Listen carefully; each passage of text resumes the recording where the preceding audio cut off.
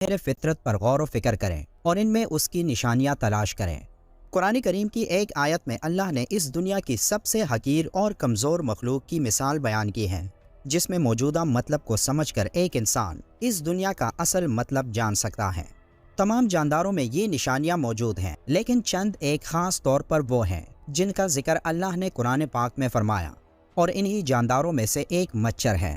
جب قرآن پاک میں مکڑی اور مکی کی مثال بیان ہوئی تو مشرک کہنے لگے کہ بھلا ایسی حقیر چیزوں کے بیان کی قرآن جیسی اللہ کی کتاب میں کیا ضرورت؟ تب اللہ نے ان کے جواب میں یہ آیات نازل فرمائی۔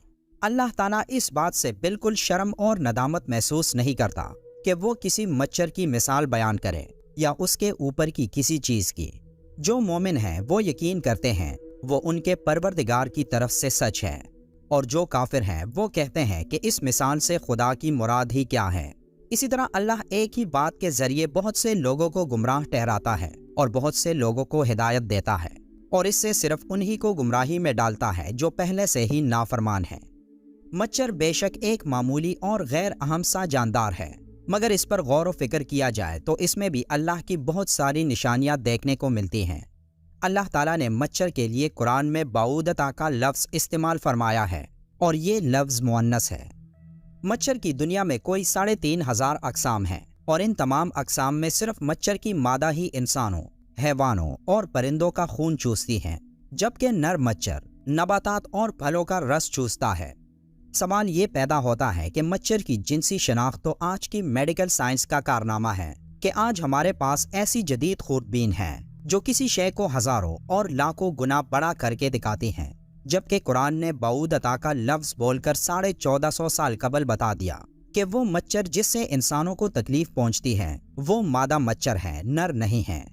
منافقوں نے اگرچہ مچھر اور مکی کے چھوٹے پن کی وجہ سے قرآن پر اعتراضات کیے، لیکن اگر ان میں تھوڑی سی عقل ہوتی اور اس چھوٹے سے جانور کی ساخت اور بناوٹ پر غور و فکر کرتے تو سمجھ لیتے کہ اس کے بنانے میں باریک بینی اور عمدگی کی ایک دنیا صرف ہوئی ہے کہ جس سے عقل حیران رہ جاتی ہے۔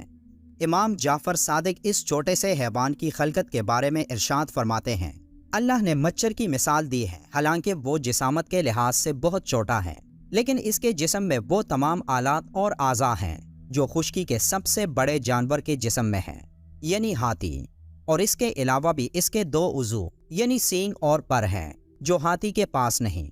یہ ظاہر کمزور سا جانور جسے خدا نے ہاتھی کی طرح پیدا کیا، اس میں غور و فکر انسان کو پیدا کرنے والے کی عظمت کی طرف متوجہ کرتا ہے، خصوصاً اس کی سونڈ جو ہاتھی کی سونڈ کی طرح اندر سے خالی ہے اور وہ مخصوص قوت سے خون کو اپنی طرف کھینچتی ہے۔ یہ اتنا حساس ہوتا ہے کہ صرف کسی چیز کے اٹھنے سے خطرہ محسوس کر لیتا ہے اور بڑی تیزی سے اپنے آپ کو خطرے کی جگہ سے دور لے جاتا ہے، اور تعجب کی بات یہ ہے کہ انتہائی کمزور ہونے کے باوجود بڑے سے بڑے جانور کو عاجز کر دیتا ہے۔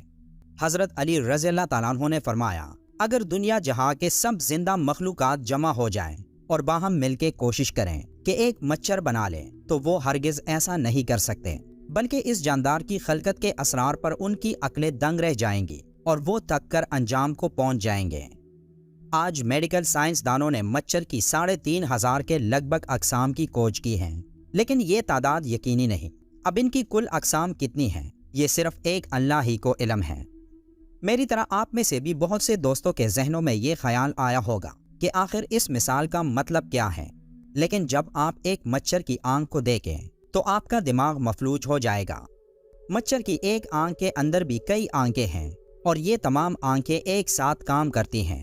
جب آپ اس کے بارے میں جان لوگے تو تب آپ کے ذہن میں بھی یہ آیت کریمہ آئے گی۔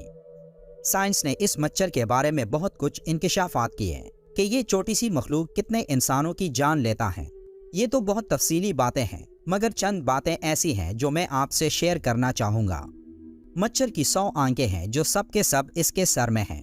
ایک مچھر کے 48 دانت ہیں، اس کے 3 دل ہیں اور تینوں مختلف قسم کے ہیں۔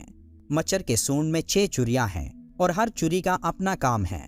مچھر کے دونوں طرف 3/3 پر ہیں۔ مچھر کے اندر حرارت کا پورا نظام ہے، اور اسی کے ذریعے یہ انسانی جلد کی رنگت کو تاریکی میں پہچانتا ہے۔ مچھر کی سوئی میں نشہ کرنے کا نظام ہے، جس سے کاٹتے وقت انسان کو محسوس نہیں ہوتا اور کاٹی ہوئی جگہ خون چوسنے سے سوج جاتی ہے۔ ایک مچھر کے اندر خون کا تجزیہ کرنے کا نظام بھی ہے، اس لیے وہ ہر خون نہیں چوستا۔ اس بارے میں سائنس کی سب سے حیران کن تحقیق میں یہ بات سامنے آئی کہ ایک مچھر کے اوپر اس کے پر ہوتے ہیں جو اس سے بھی ہلکے ہوتے ہیں، اور مچھر کے پر کے اوپر ایک مائکروسکوپک پیراسائٹ ہوتا ہے، ایک جاندار جو مچھر سے بھی حقیر چیز ہے، جو تمہیں اپنی آنکھ سے نظر بھی نہیں آتی۔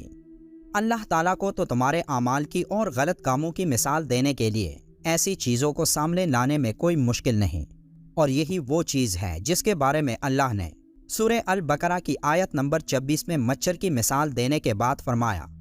اللہ تعالیٰ اس بات سے بالکل شرم اور ندامت محسوس نہیں کرتا کہ وہ کسی مچھر کی مثال بیان کریں یا اس کے اوپر کی کسی چیز کی۔